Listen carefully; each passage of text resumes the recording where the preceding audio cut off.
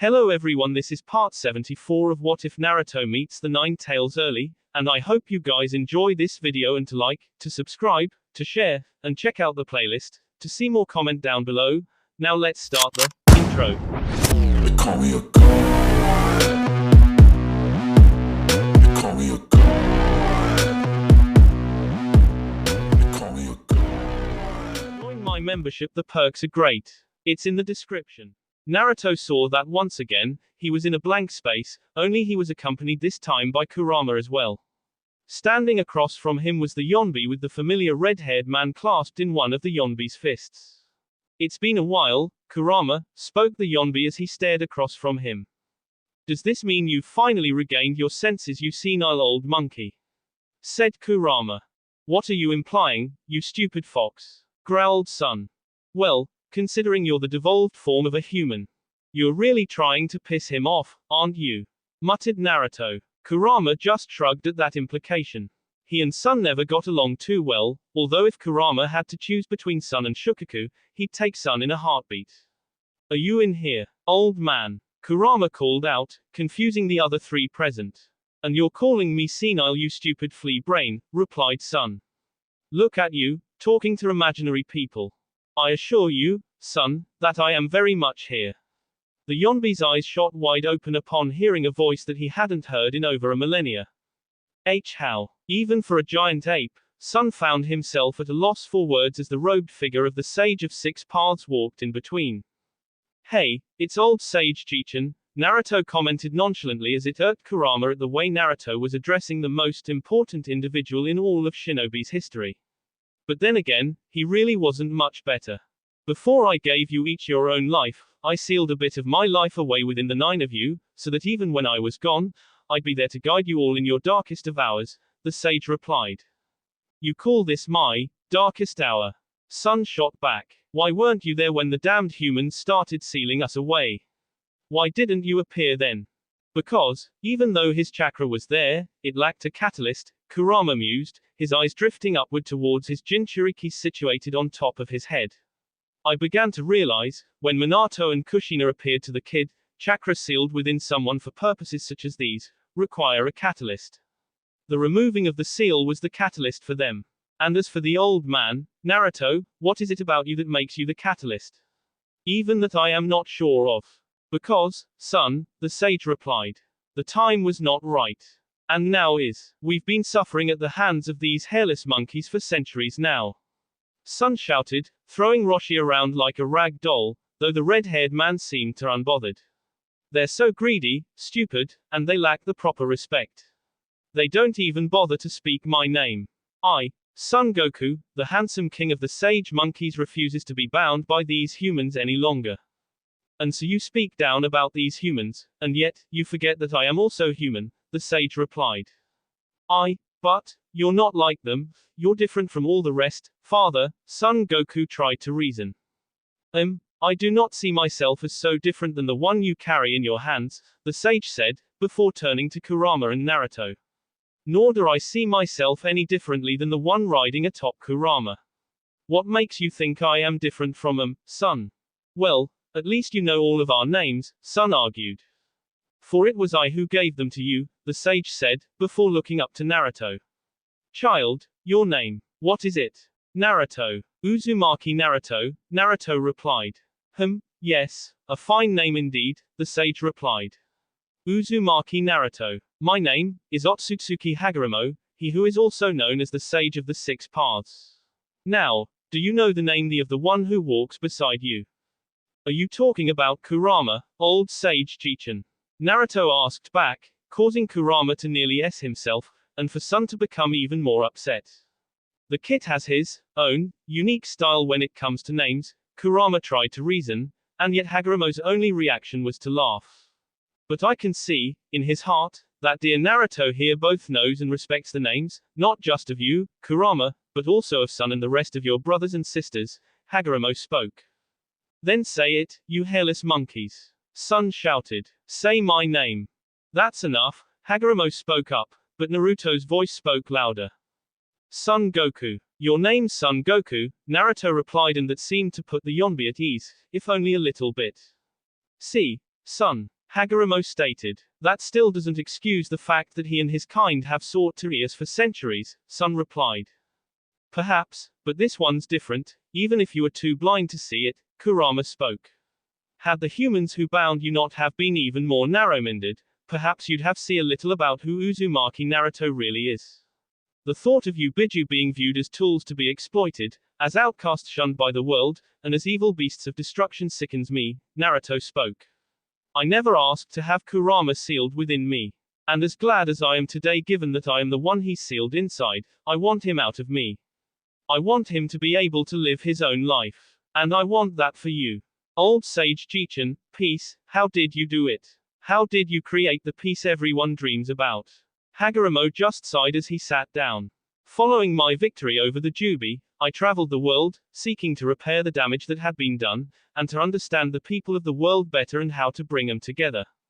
It was through hard work and understanding that I was able to quell many conflicts, but, even I cannot say for certain that I achieved peace.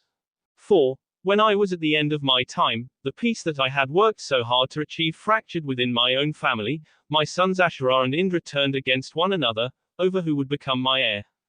Ashura, well he was much like you are. He valued the power of others and saw strength in the bonds he shared with friends, family, and comrades. Indra however, he was powerful in his own right, but because of that, he isolated himself and relied on his own strength. And yet, despite being my oldest, for that reason I did not name Indra my successor, but rather I chose Ashura. Answer, I do not feel I can give you an appropriate answer on how to achieve lasting peace, seeing as even I was not able to do such. It was never my hope that the humans would seek to subjugate you and your siblings. When I brought you into this world alongside Ashura and Indra, I'd hoped to foster a strong bond between all of my children, so that you may walk forward together, as equals. Old man, Kurama merely muttered, not wanting the sage to beat up on himself over the failings of his sons. I promised my parents, and my teacher, and Kurama that I'd find a way, Naruto spoke. That I'd find a way create lasting peace. And that includes lasting peace for all of them as well, Shukaku, Matatabi, Isabu, Son Goku, Kakuro, Saiken, Chome, Gyuki, and Kurama. TSK, you're not the first human to say that, nor will you be the last, Son Goku spoke. And for me, you won't be able to convince me of your sincerity towards that goal with words alone. Action is the only thing I'll accept. And what about when we get out of here? Roshi asked, finally speaking for the first time. What will happen when we return to reality? Where your comrades and my comrades are fighting to kill one another. Because of you, Hinata-chan was badly hurt, nearly killed, Naruto replied. Anyone who hurts Hinata-chan of all people, I absolutely cannot forgive. But I also cannot forgive myself. I still need to become stronger, so that I can protect her, my friends, and strive towards this concept of peace, so that no one is ever in danger. I did not start this fight, but even I bear some responsibility for the hatred tearing our nations apart. As I have said before, I will find a way to end this pointless cycle of hatred. And you can believe it, Tobio. There wasn't much of a chance to say anything more as the world began to phase. Hagoromo's chakra was starting to fade from Son Goku, and their conversation was nearing its end. And so young Naruto here has given his answer, Hagoromo spoke, before looking at Roshi and Son Goku. What about the two of you? I suppose I tire of this senseless violence, Roshi replied. How about you, Son Goku? As Naruto returned to reality, the form of the Yonbi retreated, revealing Roshi, his skin red and burnt. As Roshi's Biju form retreated, so did Naruto's. And before anything else could happen, they were surrounded by the remaining 8 demon-masked shinobi, though none of them looked in any shape to fight after taking Shikamaru's and Tenten's electric trap. So you finally show your face, Namikaze, said the blonde-haired man as he appeared on the scene. Tenten's eyes shot open at the implication behind that statement as she realized what their enemy was talking about. However, Shikamaru just stood there, calm as ever and analyzing the situation they were in. Stand down, Shikamaru, Tenten. This isn't your fight, commanded Naruto. What's this? Want to finish what the Yondaime started all by yourself? Glared the blonde-haired man. Daichi, hold on, groaned Roshi as he struggled to get those few words out. I already told Roshi this. Believe me, I want to K you right now. I want to make you pay for hurting Hinata-chan like that and for putting the rest of my friends in danger, said Naruto. But if I do that, then this will never stop. If I K you, it'll just give Iwa one more excuse to continue this. Well, enough is enough. Then surrender yourself and this will all be over, said Daichi. I can't do that either, said Naruto. I can't just abandon my friends and dreams to satisfy your village's revenge. But, one day, I will find a way to take all that hatred your village has bottled up and L it out if I have to bio. I sincerely doubt that, said Daichi. However, even he realized the situation. Despite emerging from a battle of Biju, Naruto still looked as if he could fight. And a full-fledged Jinchuriki was not something his men looked like they were eager to fight right now as Daichi slung the defeated Roshi over his shoulder, disappearing from the destroyed landscape. I see, Shin said as Naruto and Shikamaru explained the situation to him back in the town hall. I'm sorry your village had to be dragged into this mess, Harakano-san, apologized Naruto. This whole thing was a plot to lure me out. Were the attackers dealt with? Asked Shin. We defeated them, but they fled across the border, explained Naruto. I doubt they'll be continuing this now that their cover's blown though. Then you have our Grodd, for ridding us of this demon menace, Shin said. However, the lands to the west were severely damaged, as was the mine. It'll make for a troublesome time to rebuild or resume normalcy, Shikamaru stated. You ninja really are something else, to be able to completely alter the landscape like that, Shin stated. Still, our village will find a way to move forward, like we always have. Still, if you find yourself in need as a result from our actions of the past few days, let us know and the Leaf will do what we can to rectify the situation, Shikamaru offered. Will you kids be leaving immediately? Shin asked. One of our own is in need of proper medical attention, so I feel it would be best for us to return to Konoha immediately, Shikamaru replied. They wouldn't be able to travel at full pace, not with Hinata injured like she was. They'd have to find a pace that was steady, yet progressive. It was the best thing they could do for Hinata was to get her back to Tsunade where the medical master could ensure there were no more severe injuries underlying the current ones. I suppose I should apologize, Daichi, groaned Roshi as the man hauled the red-haired man's numb body through the land of grass, accompanied by 8 battered, weary, and emotionless drones. Perhaps if I had just controlled my emotions better like you advised, this mission would have been a success. Even so, we didn't come away empty-handed, said Daichi. It appears as if you've managed to tame the beast within you if you were able to survive a full transformation. No, though I feel like the two of us have come to understand one another, if even only a little bit, said Roshi. Regardless, that'll go a long way towards restoring Iwa to its former glory, said Daichi. The group walked in silence for some time before they came to a halt as a presence made itself known to them. Ola! Shouted a man in an orange spiral mask who was wearing a black cloak with red clouds, Akatsuki. Dispatch this nuisance immediately, ordered Daichi as his men just nodded before they attacked the man. Whoa! Shouted Toby as he bent out of the way of one of the attacks. Oh! Toby spun out of the way of another attack and the third just seemed to float right through him before he disappeared into the earth.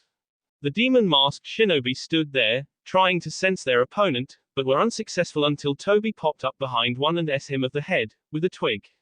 Immediately, Toby dove back into the hole, only to appear next to another shinobi to him with the twig again.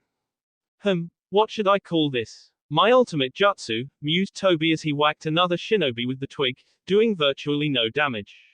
I know. How about whack-a-mole jutsu?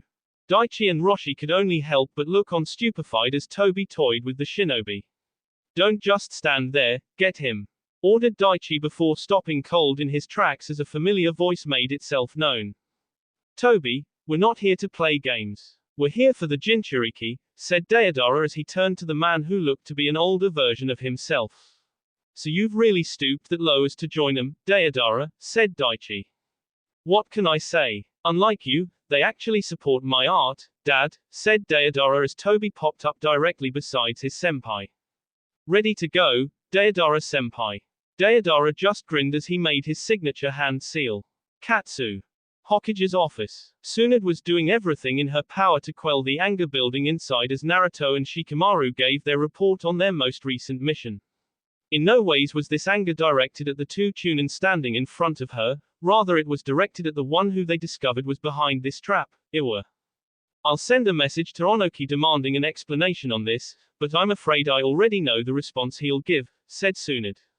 Just after you left, we received word from one of our operatives in Iwagakure that the Yonbi had been killed by what appeared to be Akatsuki. That information was 2 weeks old because of the tight security in Iwa. Troublesome, so they've got a cover, groaned Shikamaru. Onoki will likely deny involvement, stating it to be the work of a rouge group of shinobi or Akatsuki, even if what you're telling me is different. This was supposed to get rid of a few headaches and yet it's causing more. I'll need to consult with your father on this matter as things are already shaky enough as is, groaned Tsunade as she picked up the mask Naruto and Shikamaru had brought back. And there's no identifying marks on this. Naruto and Shikamaru shook their head. Based on what Naruto could glean from that seal, it appears to have the same effect as AS capsule, said Shikamaru. So even then, the only way we have to pin this breach of our sovereignty is on the presence of the Yonbi, which Iwa will claim was an Akatsuki plot designed to capture Naruto, said Tsunade. And what happened with the Yonbi?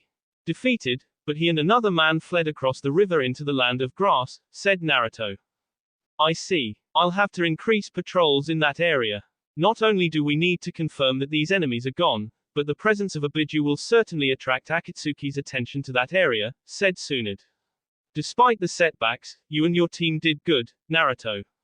The two of you are dismissed for now. I'll let you know if something comes up. Not too much longer after Naruto and Shikamaru left, Tsunade got up from her desk to leave for the night as well.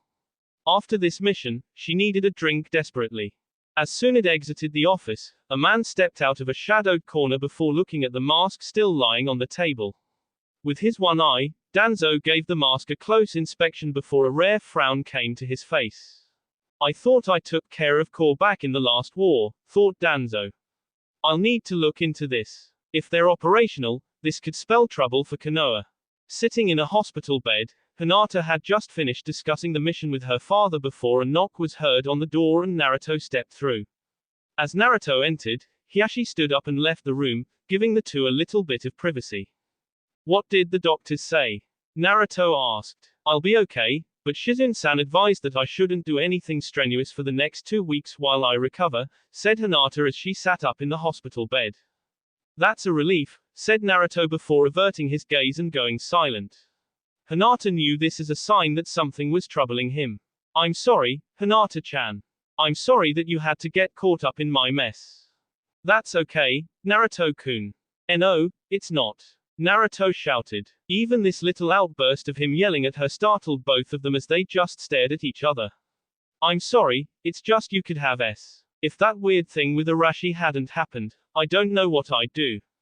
And I'd risk it all like that again, just to save you, Naruto-kun, said Hinata as she reached over and placed a hand on Naruto's cheek and stroking one of his whisker marks. It was something that Hinata picked up on in the early stages of their relationship. While they most definitely weren't facial hair, the whiskers had a unique feel to them.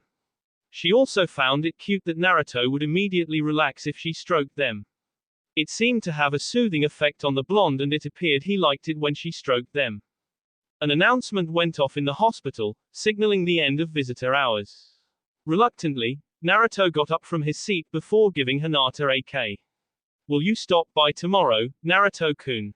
Surprisingly, Naruto paused before giving his response. Yeah, I promise I'll stop by tomorrow. And I'll bring cinnamon buns. Hinata couldn't help but blush a little. It happened whenever Naruto referred to her as nor could her mouth stop watering at the prospect of her favorite sweet. Naruto did have a point, hospital food most certainly was not the best. Exiting the hospital, Naruto still had a lot on his mind from the mission as he headed towards the one place that could possibly offer a little help, the bar.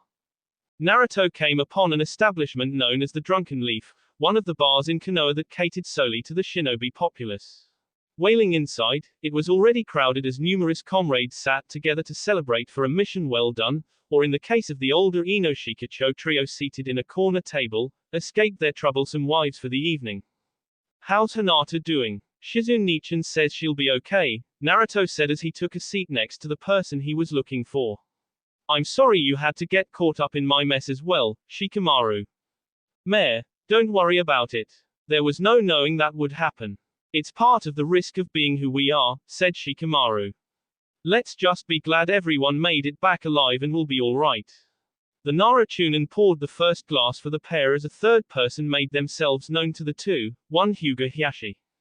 Do you mind if I join you too? Please Hiyashi-san, said Naruto motioning to the seat.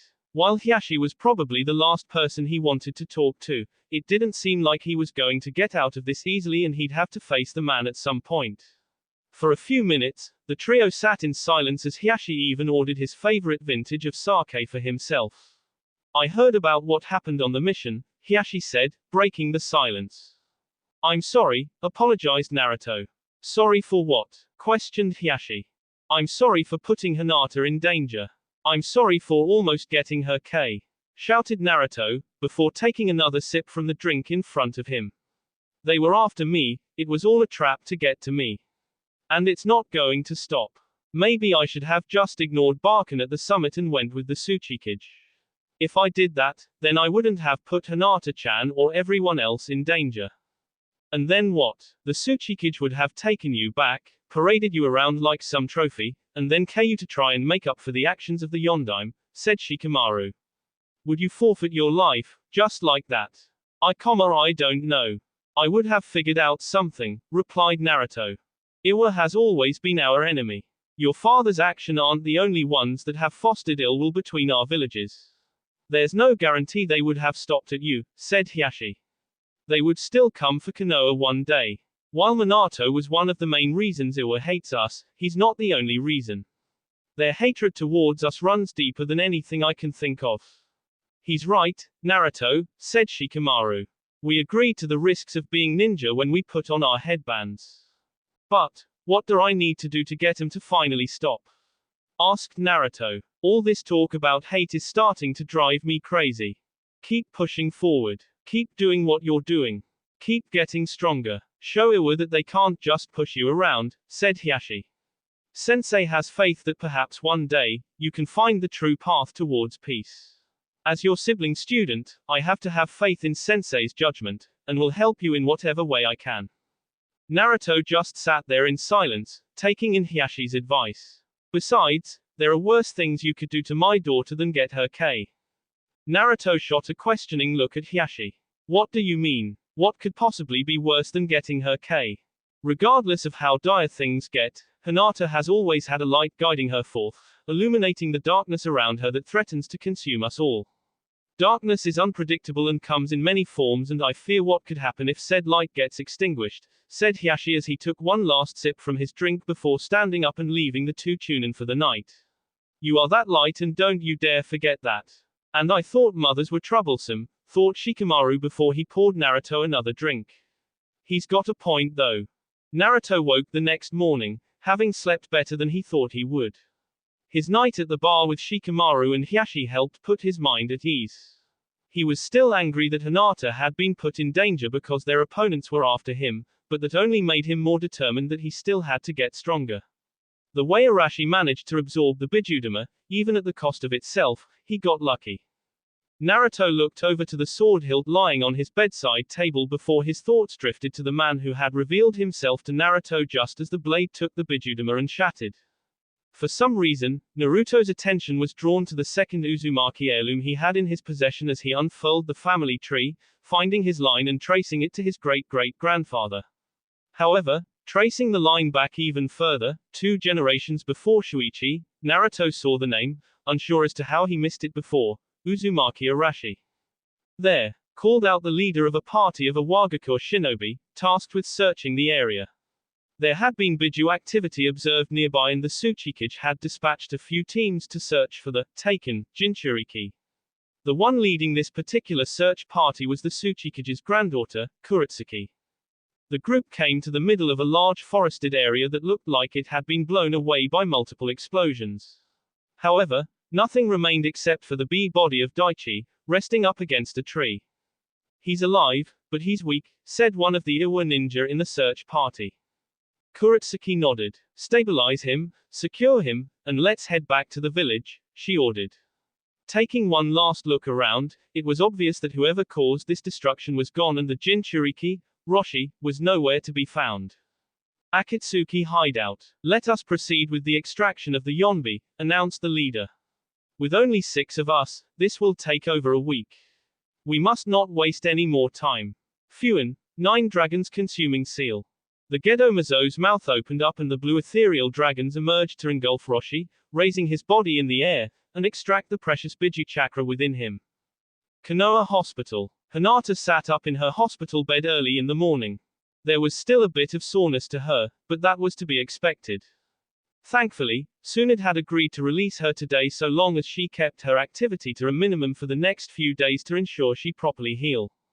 She had been in the hospital for 4 nights so far.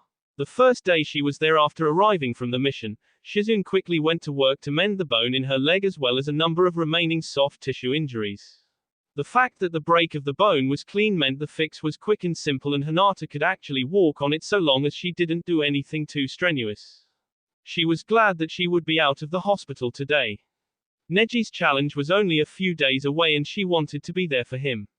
Even if she couldn't do too much now, she'd do whatever she could to ensure he won. After all, the Hyuga clan was her family and despite being relieved of being the future leader, she wanted to do everything she could to ensure the division in the clan was healed so that Hanabi would inherit a clean slate, so to speak. Turning her head, the young Hyuga looked out the window, only to find herself rubbing her eyes as what appeared to be a cinnamon bun floated in midair, so she was having one of those dreams again. Rolling out of the bed, Hinata carefully walked over, using the bed and shelves to ensure she didn't put much weight on her healing leg. Hinata then reached for the cinnamon bun, only to have the delicious breakfast float out of her reach, causing her to pout. No fair, Naruto-kun. From directly above her, Naruto was standing on the side of the building, a box of 5 cinnamon buns in one hand and a thin string attached to the 6th that was dangling just out of Hinata's reach. As Hinata took a step back, Naruto jumped down, landing square in the window. Holding the cinnamon bun just in front of her, Naruto teasingly pulled back as she went to take a bite, causing her once again to pout. Letting out a chuckle, Naruto quickly made the mistake of looking into Hinata's eyes as they began to tear up, before relenting and giving her the cinnamon bun. Hinata's tears quickly dried up as she happily took a bite of her delicious breakfast. That puppy dog eyes no jutsu was so not fair. Naruto sat down on the bed next to her and took one of the pastries from the box, enjoying himself. No wonder Hinata liked these so much. As cute as your little breakfast routine is, I find myself wondering why you're here, Naruto. Glared Tsunade as she entered Hinata's room. Naruto grinned, instinctively rubbing the back of his head as well as he tried to come up with some excuse but failed. Besides, didn't Kakashi call for your team to meet right about now?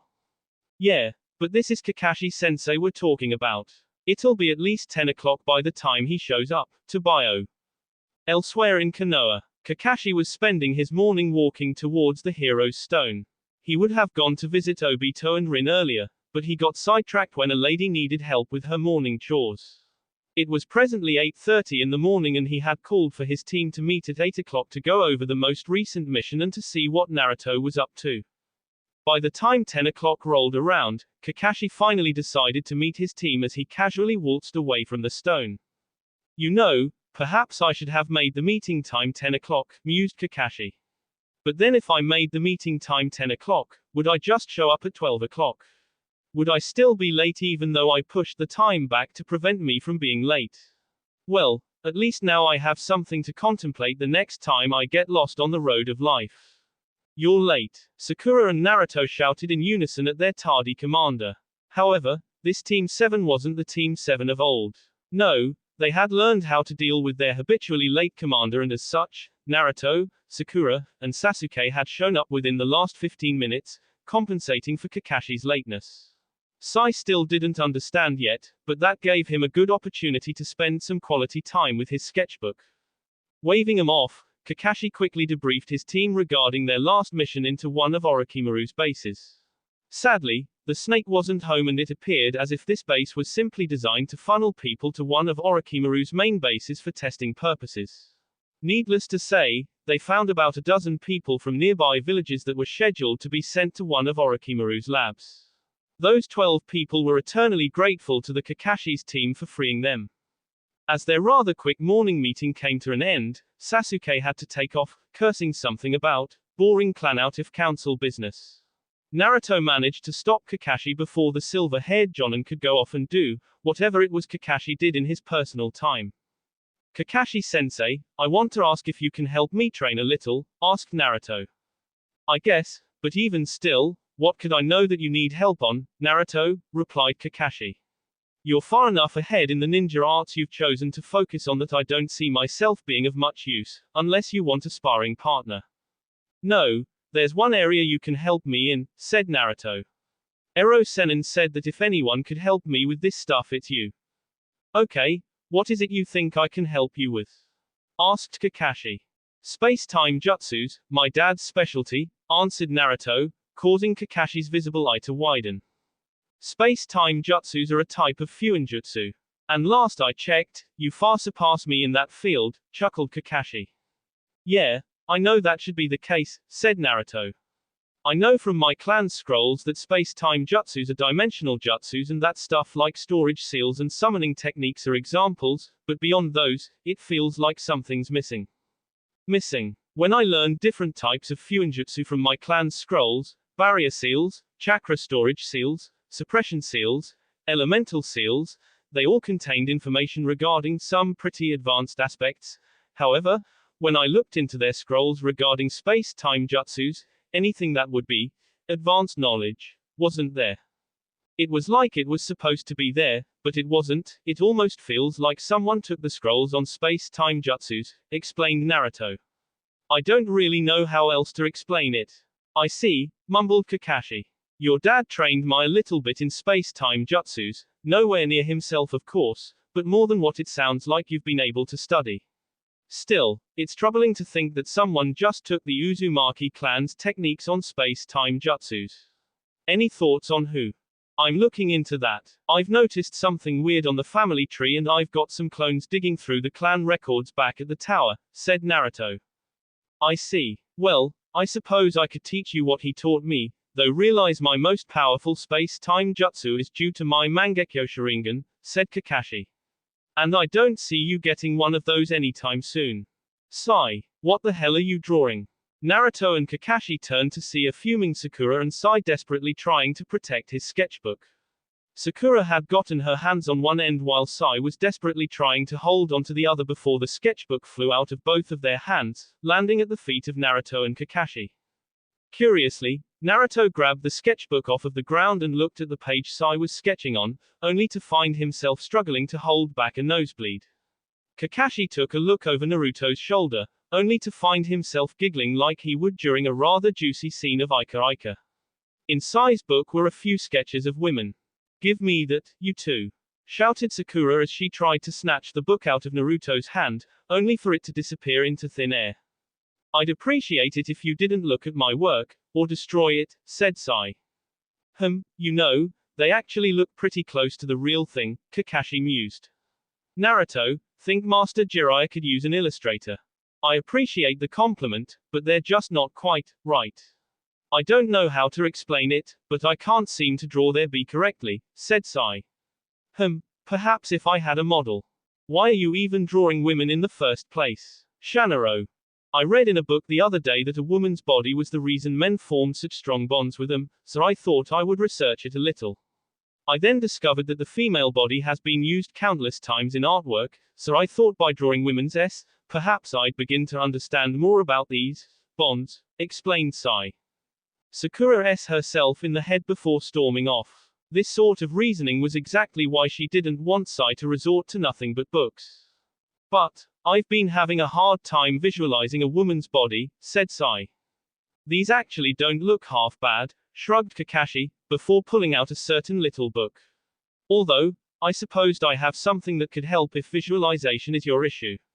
He had already opened Sasuke up to the joys of Ika Ika and Naruto. Well, if what Sasuke said about Naruto writing parts of the books were true, then Master Jiraiya had done the work for him. As for Sai, such an innocent and impressionable mind, well, he was supposed to be Sai's teacher. October 1st, Hyuga Compound. This was the biggest day for much of the Hyuga clan, even bigger than Hinata's third birthday.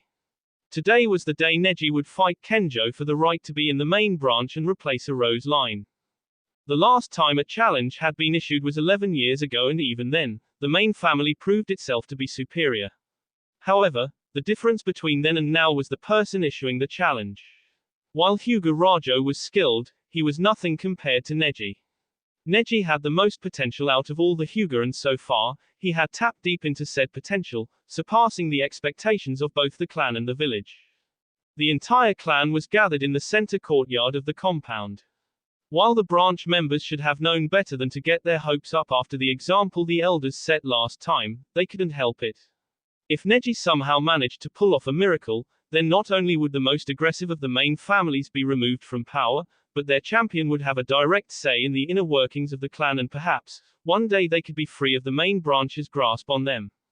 While something like this was generally closed to those outside of the clan, a few additional people had managed to find themselves in the audience. The most notable was the Hokage herself, called on by the clan to act as an official on behalf of the village and garbed in the ceremonial robes of her office. Also present were Naruto, Guy, Tenten, and Lee, having been invited as personal guests of the head family. Speaking of head family, probably the most notable curiosity about this challenge was the allegiance of the head family. Under every circumstance in the past, the head family sided with the main branch, but this time, they seemed to have sided with the challenger and branch families. What exactly this meant, no one was really sure. A gong sounded as the two challengers stepped out of their respective dwellings, granted to allow them time to prepare. Both Kenjo and Neji had on a light brown battle kimono top and loose-fitting gray pants. Facing each other, the two Hyugas shed the kimono tops, revealing toned and trained B to the entire clan. Considering the Hyuga's taijutsu style, armor of any sort wouldn't help, so the fighters opted for something that would provide the least resistance to their movements. You certainly know how to get things riled up, Hiashi, spoke the elder Hyuga Harabi, Hiashi's father. Are you certain you know what you're doing? Going through with this? Yes, Tusama, replied Hiashi with conviction. He could easily detect essences of regret and worry in his father's voice. While Harabi was an elder in the clan and also one of those opposed to the change Hiashi was trying to bring about, the simple fact remained, Neji was his grandson. For Harabi, today wasn't a day of hope and change. To him, today was the day he'd have to watch his grandson and only memento to his younger son S. Aro and Kenjo weren't the types of people who'd let Neji's dissidence go by unchecked. To them, the only way to deal with someone like Neji was with death. Harabi stepped forth as Neji and Kenjo readied themselves. Neji, you've invoked our clan's sacred right of challenge, Harabi stated, looking over at Neji, and then to Kenjo.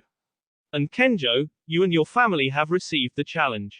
As per clan law, this will be a single fight with no outside interference.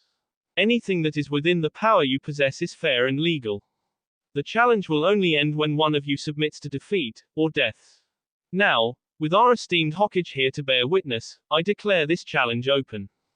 Take it off, boy, Kenjo said, pointing to Neji's headband. Today, you are not a Konoha shinobi, you are a Hyuga. So show the world the mark of the Hyuga you bear.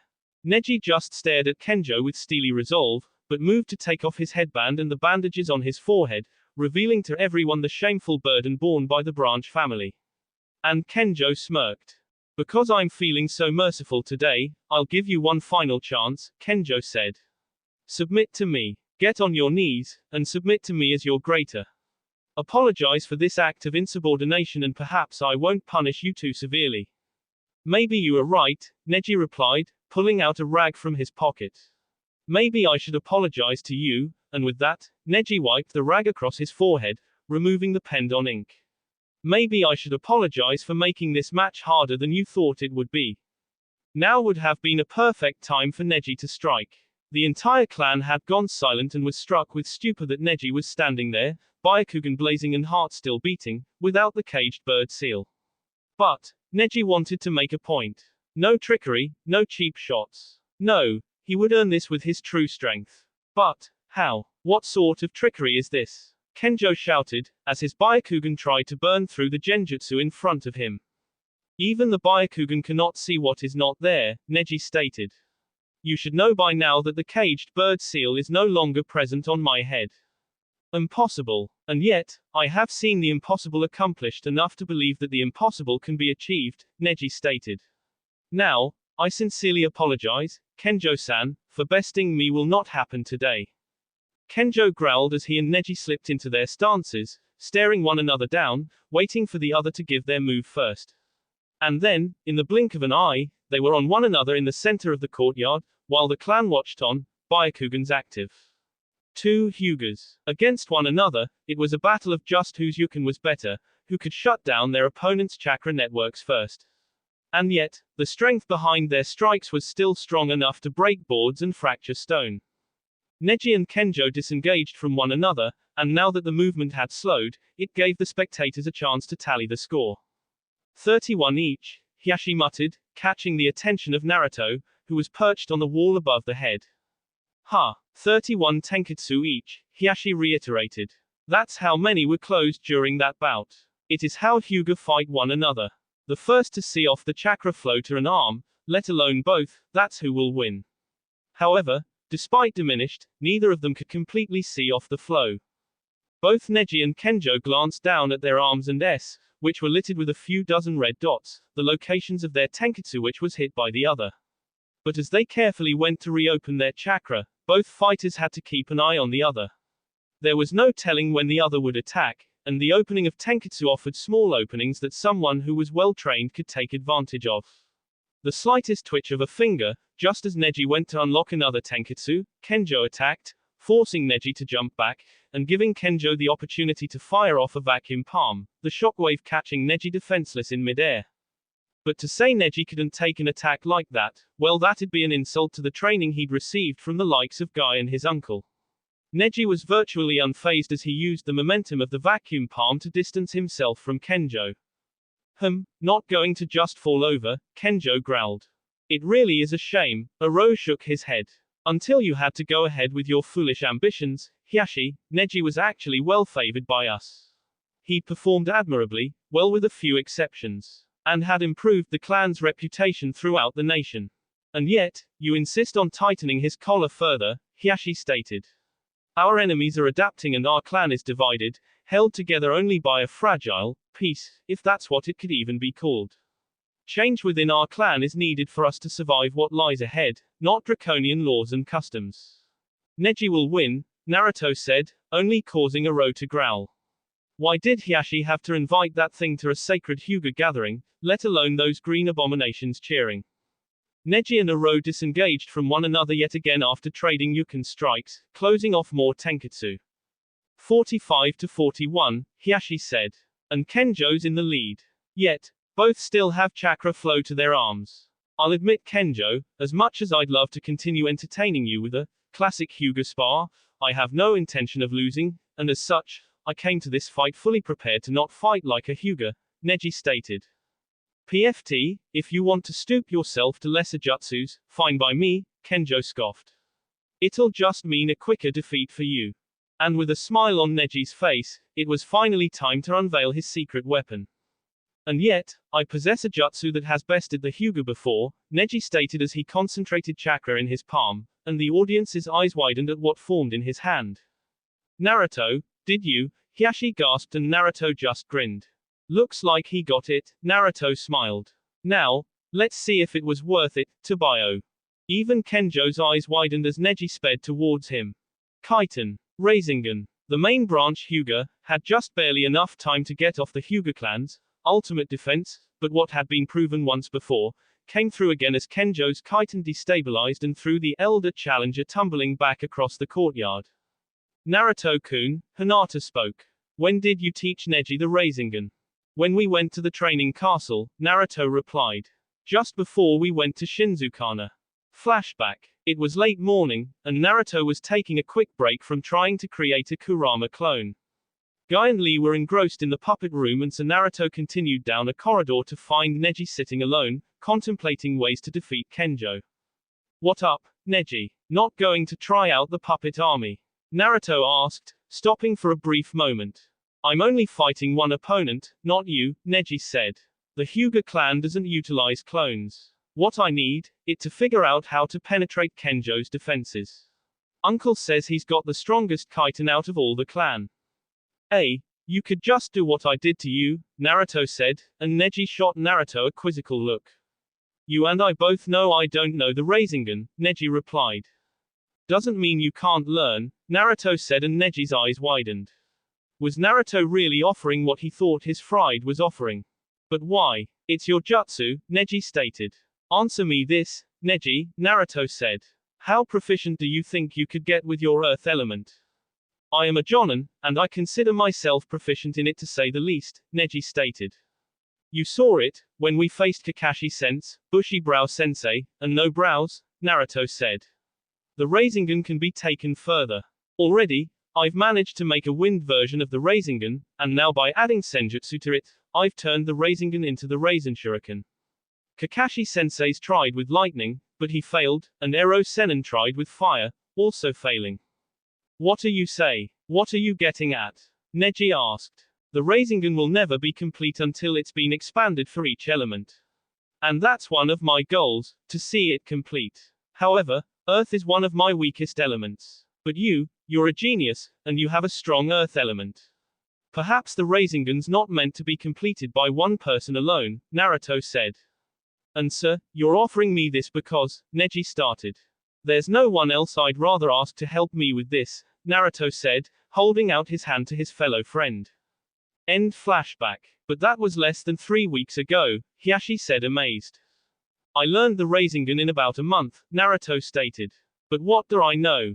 I'm just a failure. Neji's a genius. I knew he'd have no problem learning it.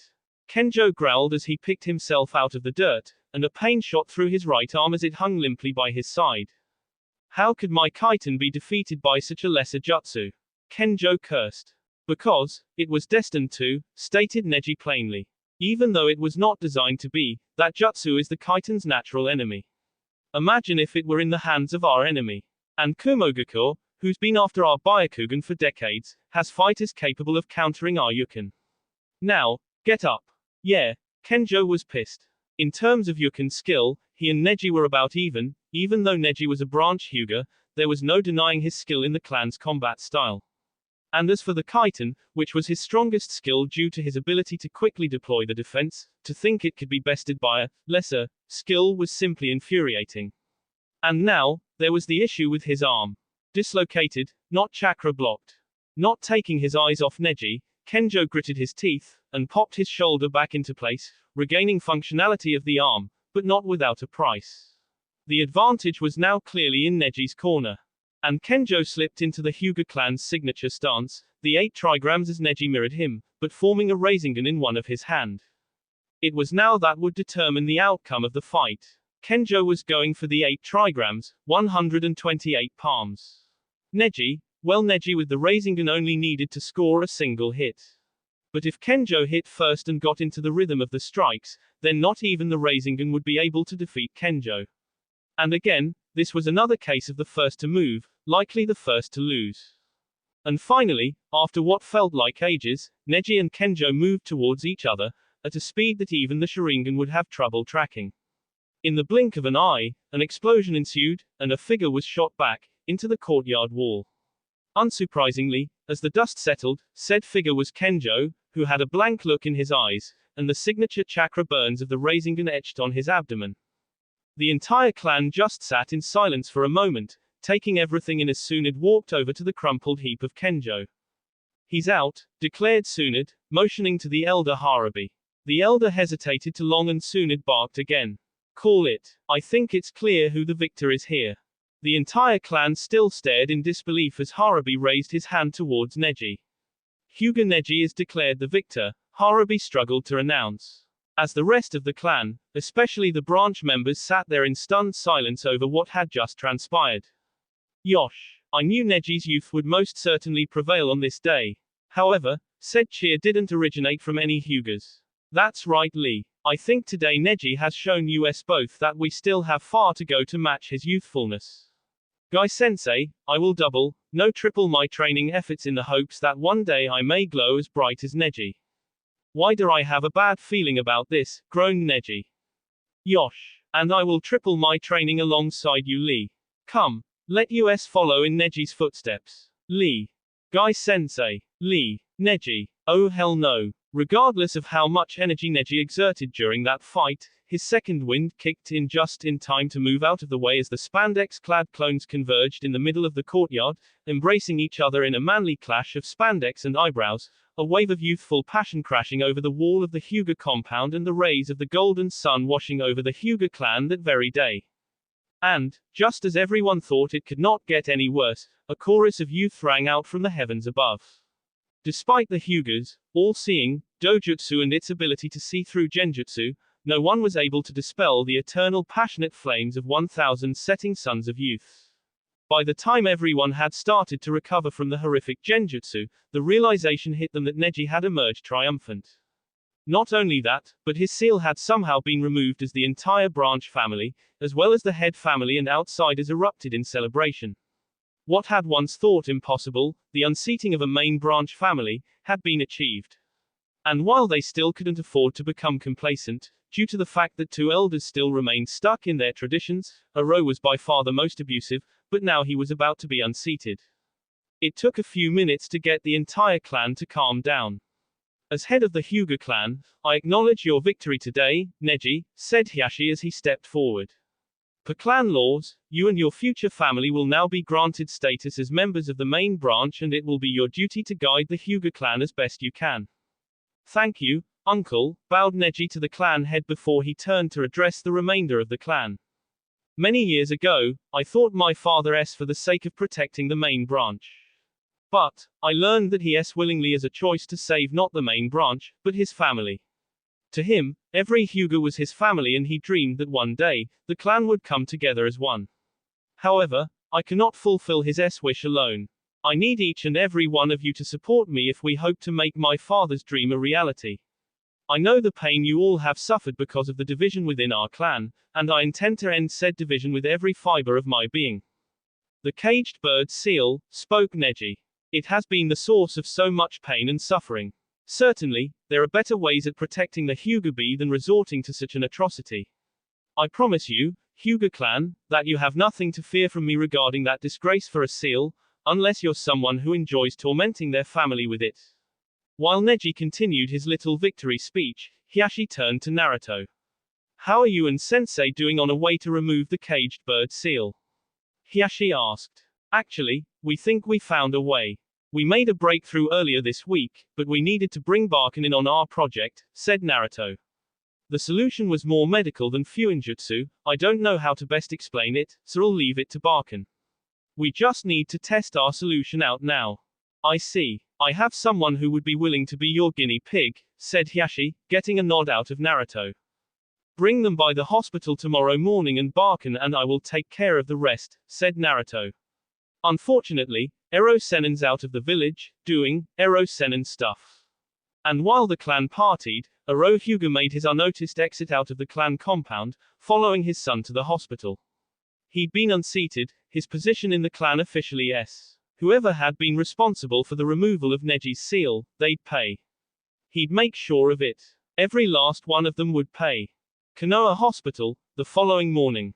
Naruto, Tsunade, Shizune, and Sakura were standing around the lobby of the hospital, waiting for Hiashi and the Hyuga member he said was willing to be the first patient to this procedure.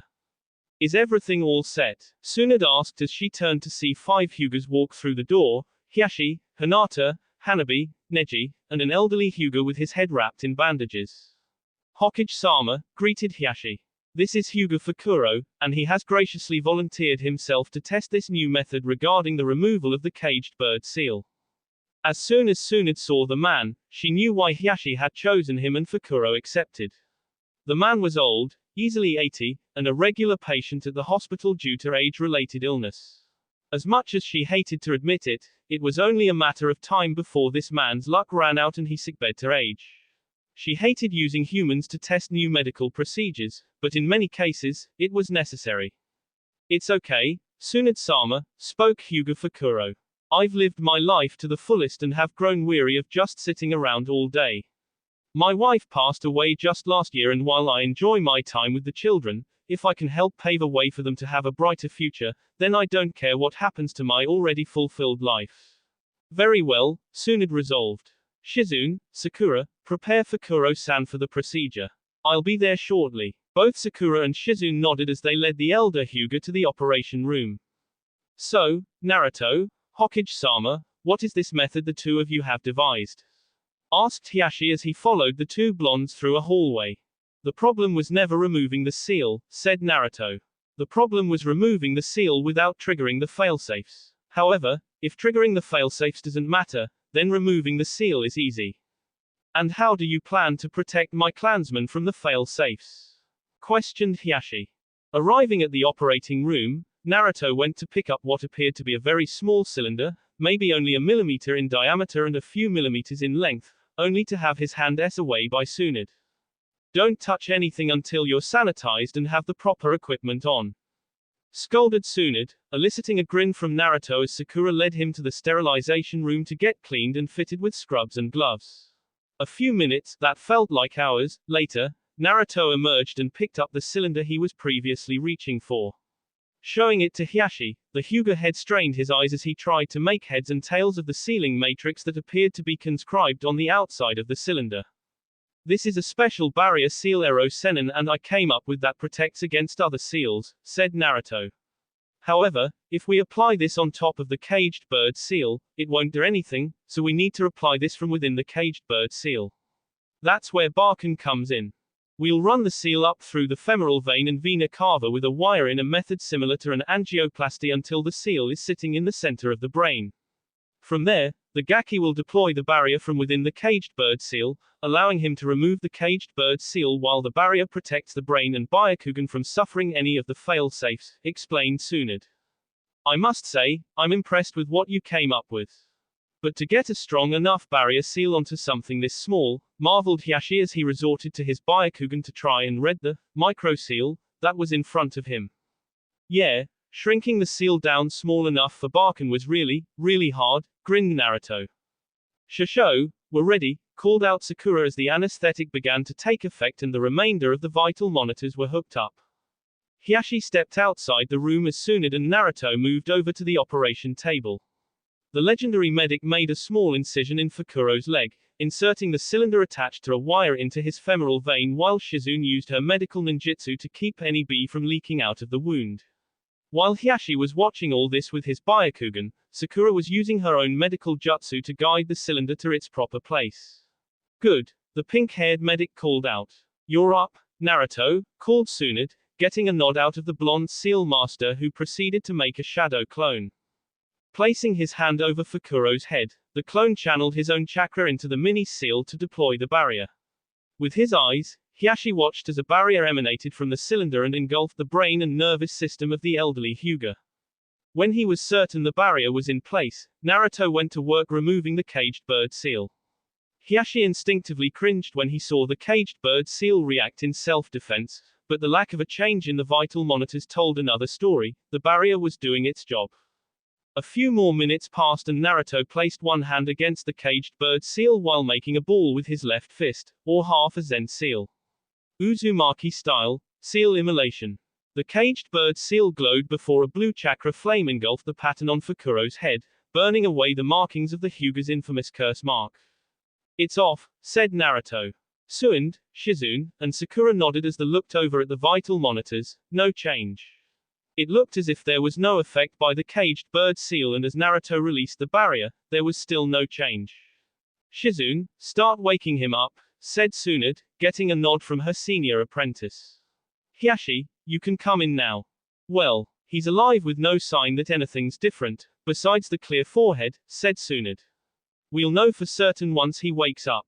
If he can still use the Byakugan, then we've got ourselves a winner. Another 10 minutes passed and the elderly Hyuga began to stir. Well, it appears as if I'm still amongst the living, said Fukuro. Can you still use your Byakugan? Asked Hiashi. Fukuro gave it a minute to allow the lingering weariness of the anesthetic to calm down before trying to activate his dojutsu. Everyone was pleasantly surprised when the veins around Fukuro's eyes bulged, indicating the activation of one of the great dojutsus. The elder Hyuga gave a nod before deactivating it, his head still muggy from the drugs. Hiyashi let out a very long-held sigh of relief. I'll begin to funnel my clan here to begin the removal process, said Hiyashi. I can't do it all at once, but over time the caged bird seal will be removed. While Neji is now in a position of power, I cannot act too hastily or risk putting those who still bear the mark in danger of the other two. I understand, said Tsunade. But now that we have a viable method of removal, it's only a matter of time now. Hiyashi nodded. Naruto, do you have the other thing I requested? Naruto reached into his jacket pocket and handed Hiyashi a tied scroll. Thanks to what I was able to glean from the caged bird seal, I made this. Unlike the caged bird seal, it'll only seal away the Byakugan. No control, no suffering, only seal away the Byakugan upon death or forceful removal of the eyes, explained Naruto. Also, the seal is applied to the back of the N, just below the hairline where it'll then imprint on the back of the Byakugan. Once the imprint is complete, the seal can be removed from the back of the N while still performing the necessary function. Thank you, Naruto, bowed Hiyashi. I'll look over it for a few days before I begin applying it to those who are now free of the caged bird seal. A new seal? Asked Tsunade. Yes. Without the caged bird seal, my clan still needs a second defense to protect the Byakugan from foreign hands, said Hiyashi. However, the control elements of the caged bird seal only caused our clan nothing but pain. With this, we'll be able to safely guard our dojutsu while ensuring things don't get out of hand again. And who do you plan to test this seal on? Asked Tsunade. I will be the first this seal's applied to. Once I am satisfied, then I will begin to apply it to everyone else, said Hiyashi. A hospital in Awagakure. And that's what happened, Tsuchikage-sama, said Daichi as he struggled to retell the story behind their latest mission and the loss of Roshi to Akatsuki. The anger rolled off of Onoki like water on rock. It's because of that Namikaze that we're in this mess, growled Onoki. Tsuchikage-sama, if I may, spoke Daichi. I don't think the Namikaze is our most dire threat right now. And what could be more important than ridding us of this scourge once and for all? Asked the Tsuchikage. Akatsuki, responded Daichi. Ji-sama, if what was said at the summit was true, then they have at least 2 Biju in their possession now, and maybe even a third or possibly a fourth, advised Kuretsuki. And if Deidara needs one of them? And if that Namikaze brat's a Jinchuriki, they'll surely come after him. That's something that I cannot allow, reasoned Onoki. No, if anyone's going to have that bastard's head, it'll be me. As Onoki shouted, a loud crack was heard throughout Awagakure, signaling that once again, their Tsuchikage was perhaps getting too old for this job. What do you propose, my old friend? Focus on Akatsuki for now while we analyze the Namikaze for his weaknesses.